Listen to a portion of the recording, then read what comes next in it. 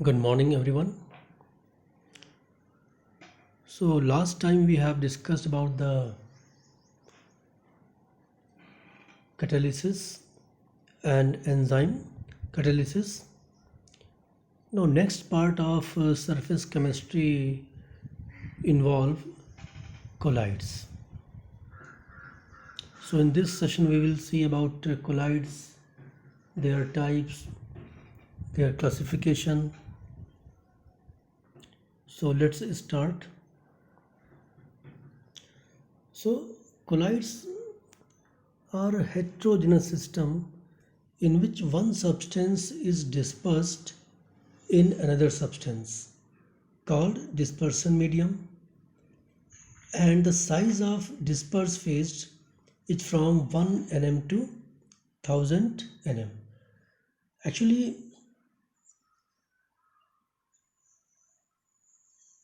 there was a chemist Christopher Graham, and he divided the substance into two categories on the basis of their ability to pass through parchment membrane.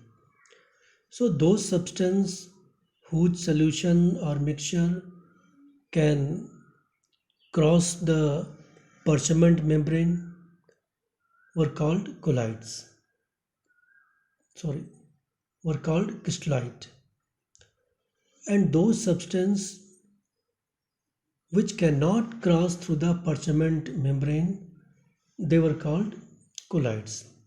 For example, if you have a solution of sugar or common salt or urea, then the particles of urea or sucrose or glucose or common salt can pass through the parchment membrane. But if we have glue solution or milk, then solute particles cannot cross the parchment membrane. So on this basis, Christopher Graham divides the substances into two categories. One was crystalloids and other is colloid. But it was later found that a substance which is crystalloid may be converted into colloids by changing the size of particle. So this division crystalloid and colloid is actually not very true.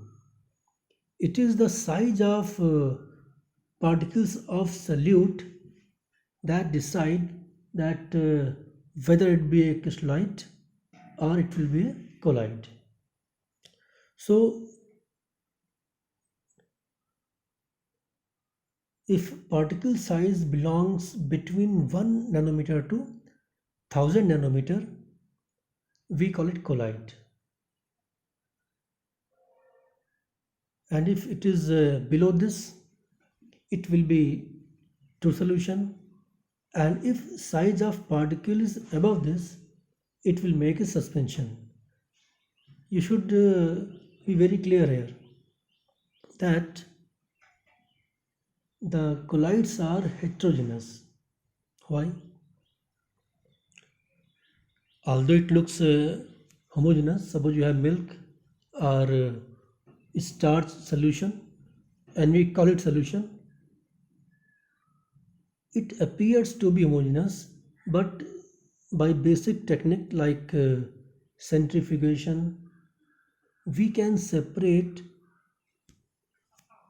this kind of solute from solvent. But in case of true solution, solute and solvent cannot be separated by mechanical methods. So in case of colloids, the so-called solute and solvent can be separated from each other by using mechanical methods. So they are not true solution. That's why we call them colloids. And since they are not true solution, so it is not fair to use the term solute and solvent.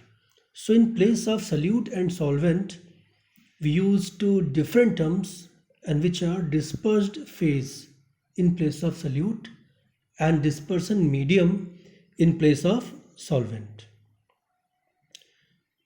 So solute and solvent are replaced by dispersed phase and dispersion medium. Now we have many kinds of colloids, but the main three types are sols, gels, and emulsion. Sol is a colloid in which dispersed phase is solid and dispersion medium is liquid. In gels, the reverse happens, that is, dispersion medium is solid and dispersed phase is liquid. आप use करते भी toothpaste जैसे हो गया वो jail ही है. And third is emulsion, in which dispersed phase and dispersion medium both are liquid, like you have butter, cold cream, vanishing cream, etc. So now see here basic differences between the true solution, suspension, and colloidal solution. So in case of true solution, it is homogeneous, while the others two are heterogeneous.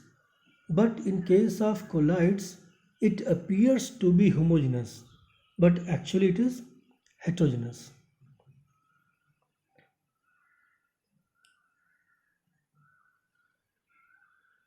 So size of particles in case of true solution, when we see size of particles, it refers to size of solute particle.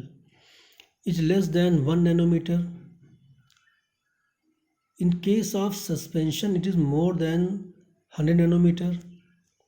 In case of colloids, it is between these two limits, that is between 1 nm to 100 nm or 10 angstrom to 1000 angstrom. Then we see next property, it is sedimentation. If we keep true solution, then solute particles will not settle down automatically. In case of suspension, suppose we mix chalk in water and shake it, then leave it. Then after half an hour, you can see that chalk particles get settled down. In case of colloids, the particles will not settle down automatically. जैसा आप देखिए milk होता है तो milk में protein होता है उसके as a dispersed phase, fat वहाँ पे है dispersed phase and water is the dispersion medium, but the protein particles do not settle down automatically. The next is diffusion. In case of true solution, the particles diffuse very easily and very quickly with each other. In case of suspension, particles are unable to diffuse. We have to shake them, only then they diffuse. And in case of colloids, the particles of dispersed phase diffuse slowly. Then come to next property, visibility. In true solutions, particles are invisible. In suspension, we can see it by naked eyes. We can see chalk particles in the water. In case of colloids, particles scatter light, and thus they can be seen under a ultra microscope. Then we come to next property, which is filtrability. So true solutions can pass through animal membrane and filter paper. In case of suspension, the suspended particles cannot pass through filter paper or through animal membrane. In case of colloids, they can pass through filter paper but cannot pass through animal membrane, means parchment membrane. Then appearance, solutions are very clear and transparent, suspensions are opaque, and colloids are mostly translucent. Now next is the classification of colloids. So we can classify them on the basis of many criteria. The first is physical state of dispersed phase and medium. Second is nature of interaction between the dispersed phase and dispersion medium. Third is type of particles of the dispersed phase. So first see classification based on physical state of the dispersed phase and dispersion medium. So we have 8 kinds of colloidal system on this basis. So you can see in this table we have here 4 columns. The first dispersed phase, second contains dispersion medium, next contain type of colloid with the name of colloid, and the fourth is examples of such colloid. So if a dispersed phase is solid and dispersion medium is solid, we call it solid sol, and some colored glass and gemstones are examples of this type. And if dispersed phase is solid but the dispersion medium is liquid, we call it sol. For example, paints, cell fluids, they are sols. Even starch sol we have gum arabic sols, gold sol, there are many sols. If dispersed phase is solid and the medium is gas, then we call it aerosol. Examples are, you see, smoke and dust particles in the air. Now dust particles may be of very different sizes. Some belongs to colloidal range and some above this range. Then if we have a liquid phase as dispersed phase and solid as a dispersion medium, we call it gel. Cheese, butter, jellies, they are examples. If liquid is dispersed in liquid, it is called emulsion. For example, milk, hair cream, cold cream, etc. And if liquid are dispersed in gas, it is known as aerosol. We see fog, mist, cloud, and insecticide sprays. So they are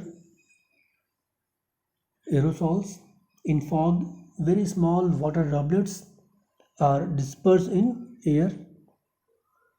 Then we come to next, gas in solid. If gas is dispersed in solid medium, it is called as solid sol. Pumice stone, foam, rubber, they are examples of such sols. And if gas is dispersed in liquid, it is called as foam. Froth, whipped cream, soap leather, they are examples which are very common to us. But gas and gas never make colloids because gas and gas always make a true solution.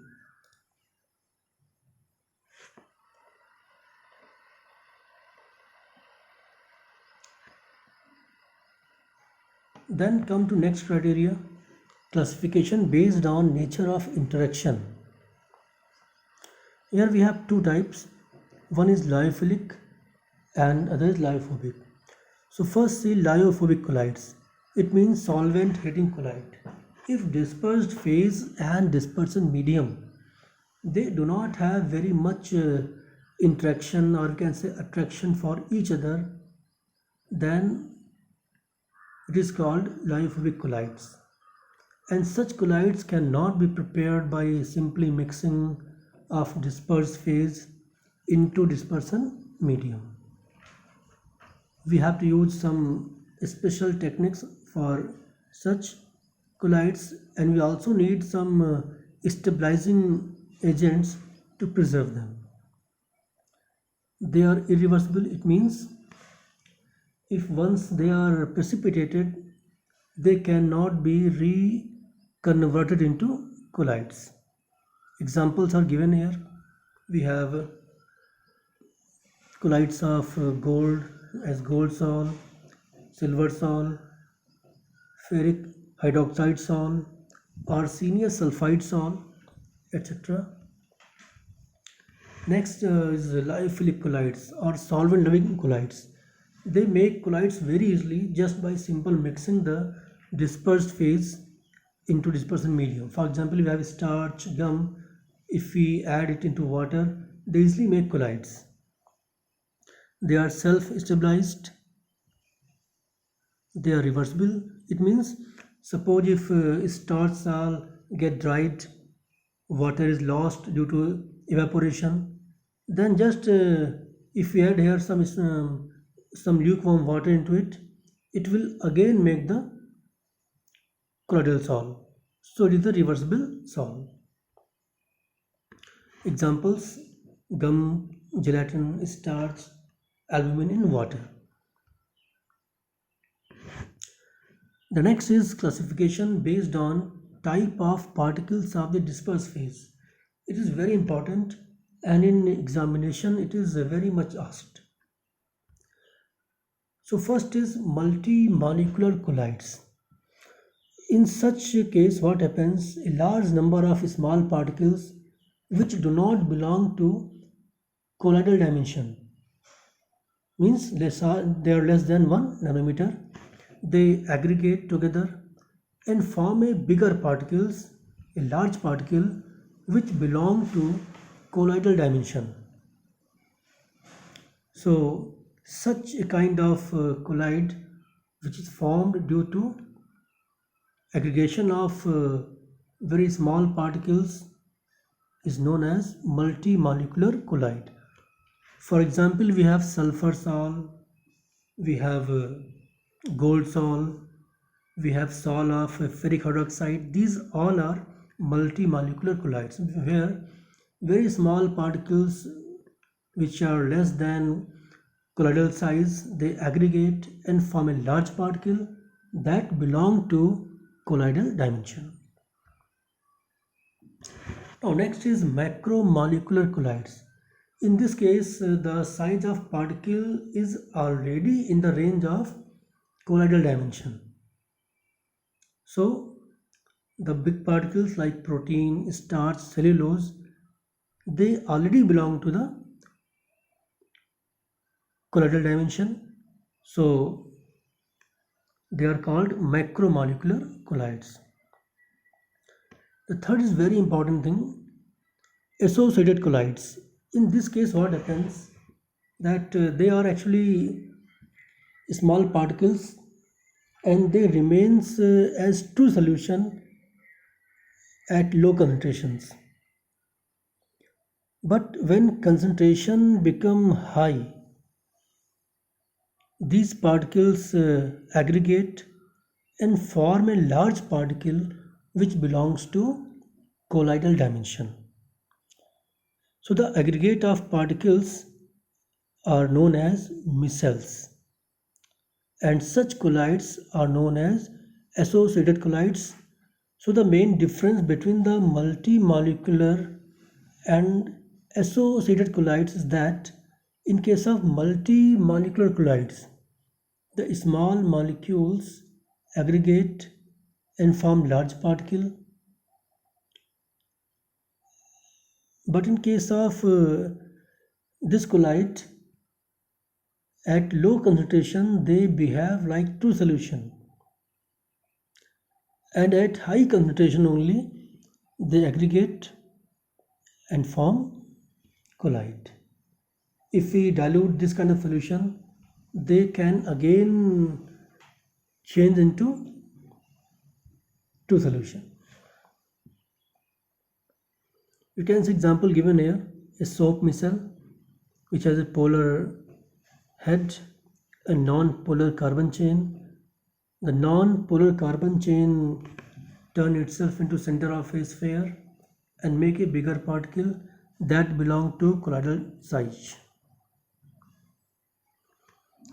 And the formation of micelle take place only above a particular temperature called Kraft temperature and above a particular concentration of electrolyte called critical micelle concentration. Example, soap and detergent. Now see this comparison between multimolecular, macromolecular and associated colloids.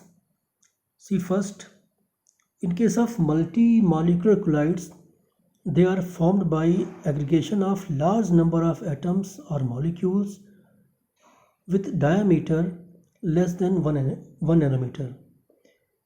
In case of multimolecular colloids, they are formed by large sized molecules. And in case of associated colloids, they are formed by aggregation of large number of ions in concentrated solution. Again see, in multimolecular colloids, they are lyophilic in nature. Macromolecular colloids are lyophobic in nature, and in case of associated colloids, they are both lyophilic and lyophobic. If you see soap molecule, then the head is lyophilic or hydrophilic, but the tail, which is of hydrocarbon, is hydrophobic or lyophobic. Then come to next part, multi-molecular colloids. They have a molecular mass which is intermediate, whereas macromolecular colloids and associated colloids, they have high molecular mass. In case of multi-molecular colloids, the particles are held by weak van der Waals force of attraction. In case of macromolecular colloids, they are held by stronger van der Waals forces due to long chains. In case of associated colloids, van der Waals force is also responsible here, and it increases with increase in concentration.